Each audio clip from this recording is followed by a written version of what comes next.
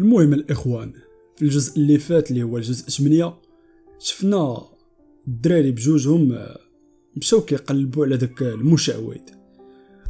وفي هذا الجزء هذا غادي ندوي لكم بالشخصيه ديال الشيطان، يعني غادي نمشيو ونشوفوا الشيطان شنو كيقول.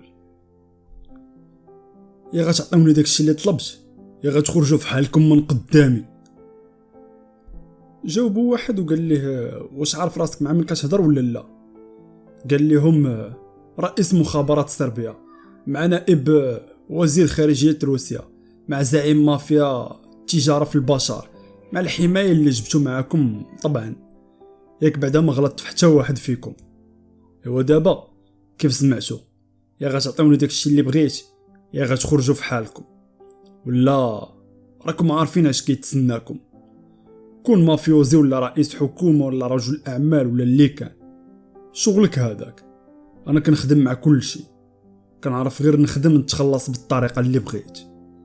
اما باش تجي حتى لعندي وتجلس تهدد فيا من الفوق، هنا السي راك جيتي حتى الفم السبع وجلستي كتلعب معاه. ودابا الا بغيتو الخدمه تنفذ غادي تعطيوني الدوبل ديال داكشي اللي طلبت، وانتوما كتضحكوا.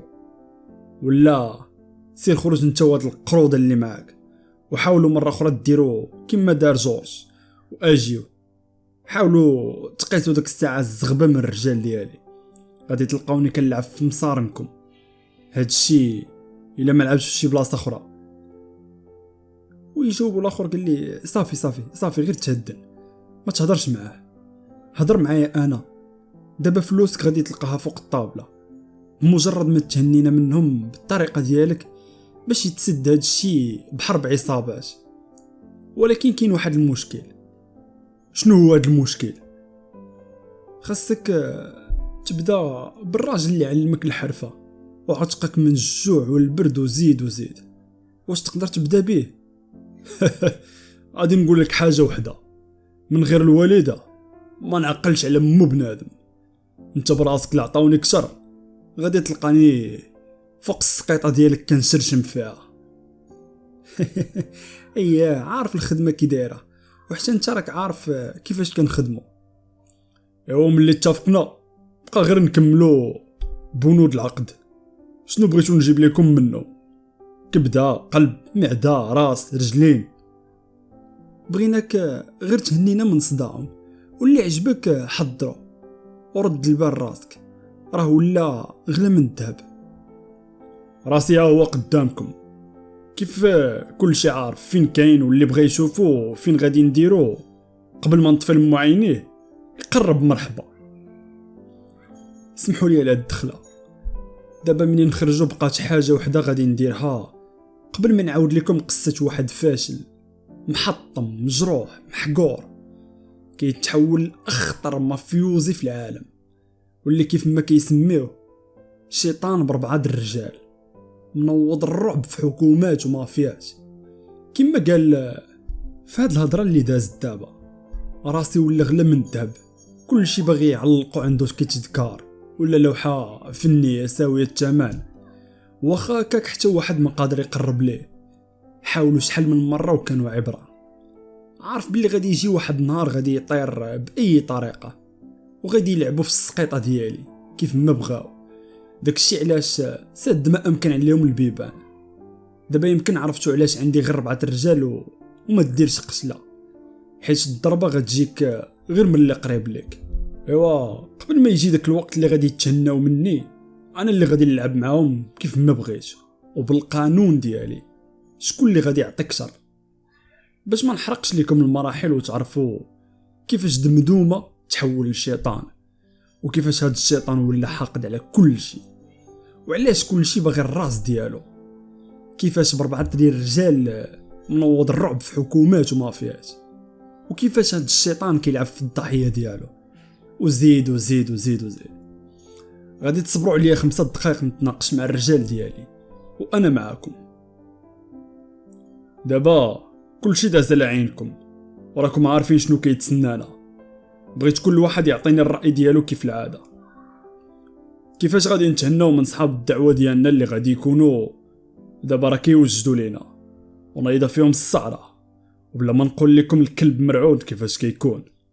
يعني جميع الاحتمالات بغيتكم تضربوا ليه الحساب. وحاجه اخرى، بغيتكم تضربوا الحساب للكلمه اللي تقالت. حرب عصابات راه ما جاودنا حتى بغاو يحطونا في الواجهه ولا المصيده. بعباره اخرى والهدف ديالهم واضح، تنوض حرب عصابات باش يتهناو من اللحظه كامل.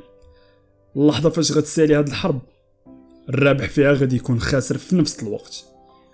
دابا غادي نسهل عليكم كل شيء، غادي نخلي لكم الحريه ديال الاختيار وبلا ما يزيد معايا شي واحد الهضره. يا غادي تختاروا تحطوا السلاح ديالكم، كل واحد يشد الطريق ديالو ويبدا حياته من جديد بهويه جديده في مكان جديد بعيد على الصداع. يا غادي نبداو هاد الحرب وغادي تنساو شي حاجه سميتها الحريه او لا الحياه. حدكم غادي تطلقوا اول قرطاسه هاد المره، غتنساو شي حاجه سميتها رجع باللور ولا احلام ولا شي حاجه. غادي تبقاو حياتكم كامله متبوعين. هادشي في حاله اللي خرجتوا من هاد الحرب. سكتوا، خليوني نكمل هضرتي عاد باش هضروا نتوما قبل ما تنقزوا في الهضره ونضيعوا الحجره في الخاوي. عارف جد دمكم راسكم حجره، وعارف علاش قادين، وعارف ولكن اللي بغيتكم تعرفوا، انا ما بغيت ندفن حتى واحد فيكم بيديها. بغيت نسمع باللي راكم عايشين الحياه اللي كنتو كتمناو. بغيت نكون متاكد باللي غادي ديروا داكشي اللي ما نقدرش نديرو وتخرجوا من هذا الصداع وفريع الراس. وبلاص ما يكون السلاح والدم في يديكم يكون خاتم وعائله في ظهركم. دابا ساليت اللي عندي، وبلا ما يطلبني شي حد كيف العاده نرجع اللور. كلكم عارفين باللي انايا ميت. هادشي علاش بغيتكم تعيشوا نتوما. انا بعدا كيف ديما راه معاك حتى الموت. ويقول ليه الاخر انت ديما كتنقص كيف الحزقه، عارفين باللي كلشي مستعد يموت معاه وهذا راه شرف لينا. ولكن قبل ما تهضروا سمعوا وتمعنوا اش قال لكم. يعني الا دخلنا للحرب هاد المره الحلم ديالنا غيتبخر، عمرنا غادي نقدروا نديروا داكشي اللي حياتنا كامله وحنا كنحلموا به، ولا نتجمعوا قدام البحر ولا وزيد. اني ندخلوا للموت برجلينا الدراري. واش عارفين السميات الريوسه اللي بغاونا نطيروا ولا لا؟ بلا ما يقطعني شي واحد هاد المره ولا غادي نشف على ريت منكم كاملين. تفو على امكم، كرهت النهار اللي تلاقيت فيه بيكم. الله ينعم توصل منكم. عارفين باللي ما نقدرش نتخلى عليكم، عليها كتضغطوا عليا. انت غير سد فمك انت. المهم راه حتى انا معاك حتى للموت. ولا بقى شي واحد فيكم حي مورا هاد الحرب بغيتو يمشي لريو يحضر شي برازيليه فوق قبري يشرب معاه شي كاس على الشرف ديالي. على السلامه من سكتي يا مستر دراما، حتى انا معاك حتى للموت. قال لي واحد افاك بلا بلا بلا ما تخليو حتى واحد يشرب على خاطرو. دابا طلقونا للفراجه وعطيونا السميه باش بغيتو نبداو، وكان وعدكم لا مات شي واحد فيكم قدامي غادي نكح الجثه ديالو قبل ما ندفنو على هذا الفريع هذا. الرجال ديالي ما كيعرفوش شي حاجه سميتها الاداب، كيتناقشوا ماشي بحال الناس. لما دارتش بيناتهم سبان وتخسر الهضره ما يكونوش على خاطرهم، وانا ما بينش لكم داك الهضره اللي كانوا قالوها كامله. المهم هكا راه كيعبروهم على الحب ديالهم، وبصراحه كنت متاكد من القرار ديالهم.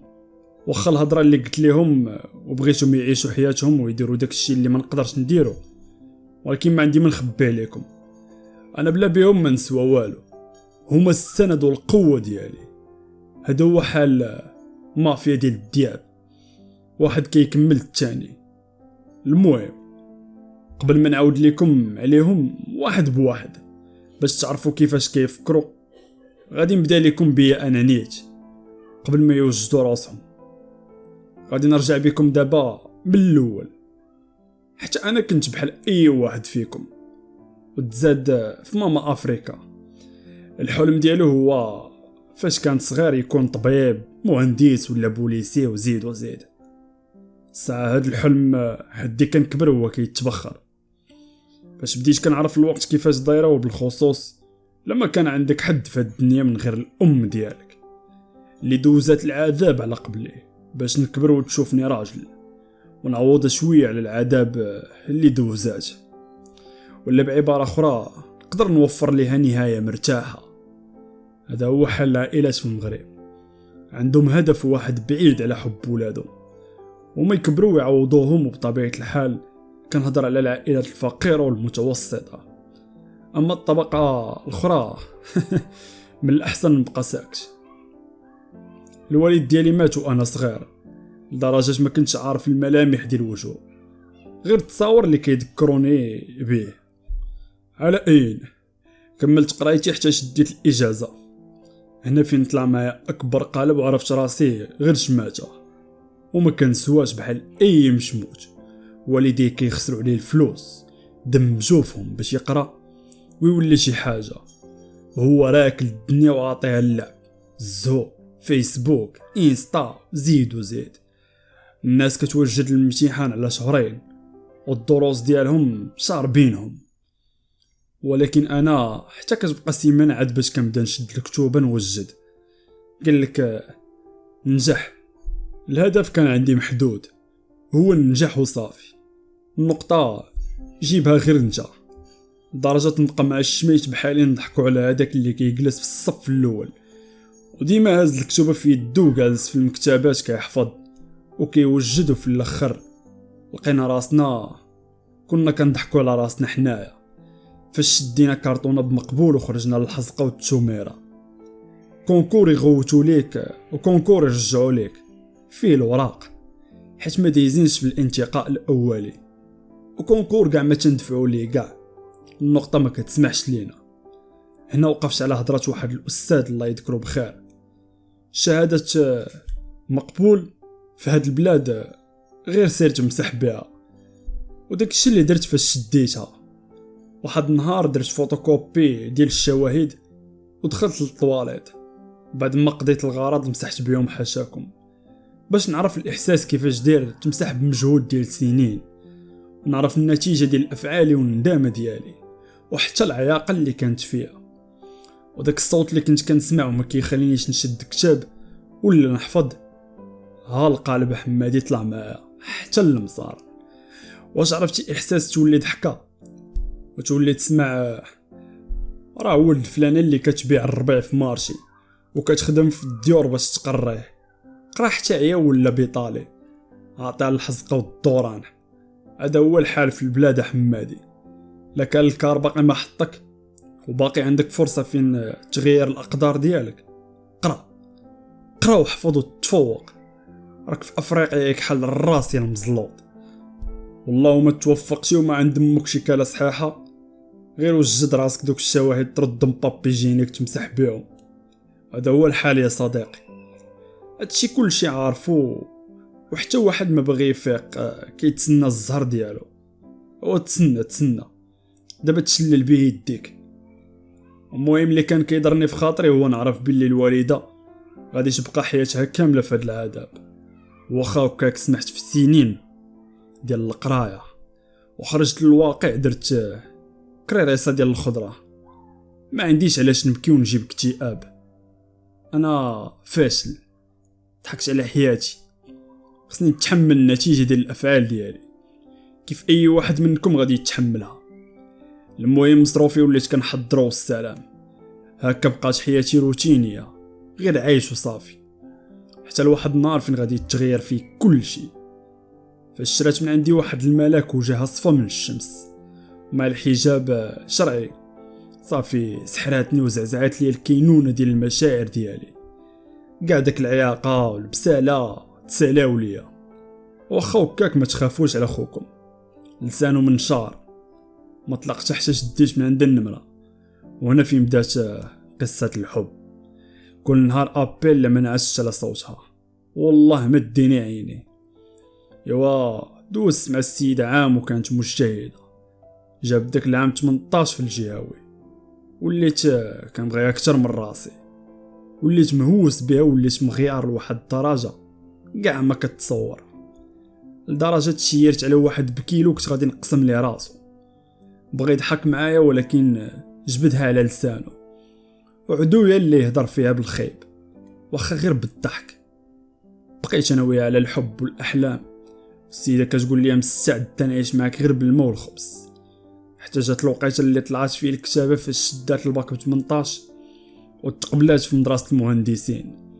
هنا السيده تبدلات ونسات كل شيء، مبقاتش كترضى حتى تجاوب في التليفون. كيفاش غادي تجاوب على واحد خدار وهي غتولي مهندسه وكتقرا غير مع ولد فلان وولد فلان؟ واخا هكا قدرت غير اللي فراسي وديت الوالده تخطب عليا، ما بغيتش نخسرها، وحتى هي ما بغاتش تخرج معايا اللعيب. خلاتني نجي لدارهم باش با يضرب ليا اكبر تقريعه، خلاني نكره حياتي حتى قرني وحقرني. حسيت براسي ما كنسوا والو، كاع الاهانات والسبيسيالات اللي ممكن تصوروا عطاهم اليوم على التهديدات. لو وليت قربت ولا هضرت مع بنتو غادي نشوف اللي عمرني شفتو. خرجت والدموع في عينيا وحاقد.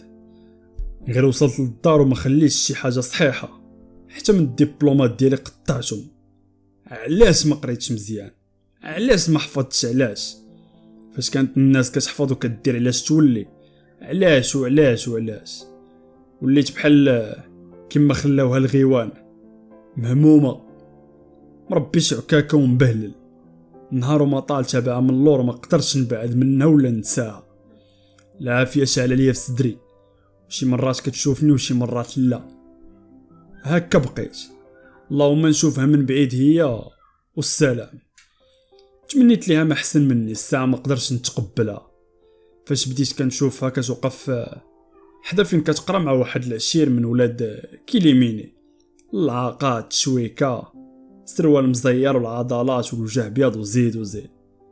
هنا وليت كنضرب معجينات باش ننسى وصافي.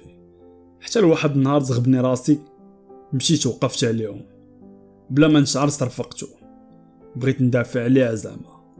ساعة اللي تسلخات العدو فرشه خمي له هو العشرانو، باش تزيد تكمل الباهيه طلع ولد وكيل الملك. جاو صحاب الحال هزوني وفرش خمي تاني بالمعقول وعطاوني الزرواطه، راكم عارفين شنو درت عليها ولا طاحت غادي. المهم باش نتعلم نقيس ولد الوكيل. من بعد ما شفت الجحيم هبطوني للكاشو، غير الوالده اللي بكات وباست لي الدين والرجلين باش يقدر يسمح لي الوكيل. وبطبيعه الحال مع التهديدات من الفوق، لا وليت قربت لولدو ولا هي راه عارف اشنو غيوقع ليا. ايوا انا من بعد ما خرجت طحت طيحه وحده، مرضت شي 6 شهور ما نطش من الفراش، حتى بدات الوالده كل نهار كتقبلني وكل نهار كتقول هذا غادي يموت. الساعه القدر مخبى ليا شي حوايج اخرى، رجعت للحياه من جديد. غير هاد المره كان غيهرب ليا الفريخ. كل ما الوالده قصحات كبتها كاع داكشي اللي جا مع الدوير الزمان عطاتو ليا. قالت لي بالحرف ولدي شد هاد البركه وطلع الشمال حرق بحال خوتك، ما نخافش عليك انايا. اللهم الالم ديال فراقك وحتى لمتي غتموت راجل، ولا نشوف قدامي كتموت كل نهار وانا كنموت معاك. وداكشي اللي كان شديت النص ديال داك الفلوس والنص خليته ليها. من بعد جا وقت فراقنا وكانت بحال الجنازه. مرحله تكون شيطان غادي تبدا، عيني ما بقاتش قادره تتحمل، بكيت الدوبل. داكشي اللي ضحكت في حياتي، السيناريو ديال حياتي كامل داز في ثواني. سخدت على كل شيء من غير مهمتي، واخا هكاك الكره والحقد خلاني نسمح فيها. طلعت للشمال قلبت وسولت حتى تلاقيت الحراقه اللي بحالي، كل واحد وقصتو، افارقه ومغاربه.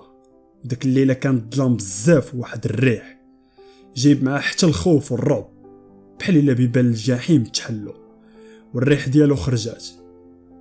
غير كبنا في الفلوكه، اللي كيدعي اللي كيقرا القران، كل واحد وحالته. الا انا حاجه وحده في بالي خصني ندير علاش نرجع وناخذ حقي من اي واحد حقرني.